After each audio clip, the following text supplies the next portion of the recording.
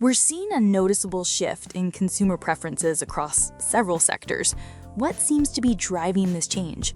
It appears to be a combination of factors, including greater awareness of sustainability issues and a growing demand for personalized experiences. Hey friends, welcome back to Hustle Rooted. Today's episode is one of those slow burn conversations, the kind you don't just hear, but feel. Because we're talking about something that shapes your success, your health, your peace, and even your sense of identity. We're talking about habits. More specifically, how to build daily habits that actually stick and last a lifetime. And joining me today is someone who has studied human behavior for over a decade. He's worked with creators, founders, athletes, and everyday people looking to break cycles and finally show up for themselves. Brian, welcome back to the podcast. Thank you, Jessica. Always a pleasure to be here. And wow, you're right. Habits are deeper than most people realize. They're not just actions, they're quiet statements about who we believe we are. Let's start here, Brian. We've all tried to start new habits, waking up early, journaling, drinking more water, going to the gym, and for a few days, maybe even a week, we do okay. But then life happens, and we fall off. Why is building a daily habit so hard? That's a great question. And honestly, most people don't fail at habits because they're lazy or weak. They fail because they try to change their behavior without changing their identity. We say, I want to wake up early, but deep down, we still believe we're someone who hates mornings. So the habit doesn't last because it's not rooted in who we see ourselves as. That's so powerful. It's like we're fighting ourselves without realizing it. Exactly.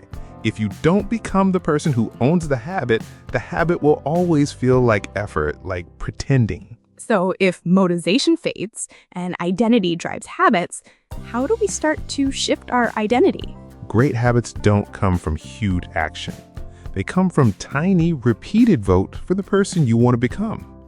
If you want to be a writer, write one paragraph daily. If you want to be healthy, walk for 10 minutes after dinner. That's it. Each small action says, this is who I am now. And over time, your brain starts to believe it. That takes so much pressure off. We think it has to be 5 a.m. workouts and green smoothies, but it's really about casting votes. Exactly.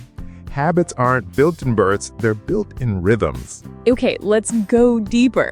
A lot of people listening might say, Brian, I know what I need to do, but I just don't do it. They start and stop, start and stop. What's going on there? That's where emotion comes in. You see, people think habit building is about willpower, but it's really about emotional safety. If a part of you believes you don't deserve success, or that growth means losing people or attention or control, you'll sabotage yourself. You won't stick with the habit, not because you can't, but because somewhere deep inside you feel unsafe with what it represents. Wow, that's deep. So habit breaking isn't just behavioral, it's emotional, almost spiritual. Absolutely. And the healing starts when you stop judging yourself for inconsistency and instead get curious. What am I afraid might happen if this actually works? Okay, let's bring this into the real world. Someone listening right now wants to start one habit that sticks. How do they start? 3 things. First, start embarrassingly small. Don't commit to 30 minutes of journaling. Commit to writing 1 sentence. Second, anchor it to something you already do. Habit stacking works. Example, after I brush my teeth, I'll stretch for 2 minutes. Third, celebrate immediately. The brain wires what gets rewarded. Smile, say, I'm proud of me. High five yourself in the mirror. Love that celebration is underrated. We wait for big wins, but the brain loves small ones. Exactly. When you celebrate the act, not just the outcome, you make the habit feel good. And what feels good gets repeated. Let's wrap with this. How do we make habits last a lifetime? Don't fall in love with a habit. Fall in love with the person you're becoming because of it. That's how it lasts. You don't go to the gym just to build muscle. You go to become someone who keeps promises to themselves. You don't meditate just to feel calm. You do it to become someone who chooses inner peace in a chaotic world. That gave me chills. To everyone listening, you don't need to overhaul your life today.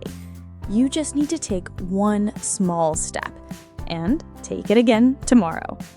Brian, thank you so much for sharing your heart and your wisdom today. Thank you, Jessica. And to everyone listening, don't chase perfection. Chase alignment. Who you want to be is already within you. Habits are just the bridge to meet that version of you. If this episode resonated with you, share it with someone who's trying to grow. Subscribe, leave us a review, and as always, stay grounded, stay growing.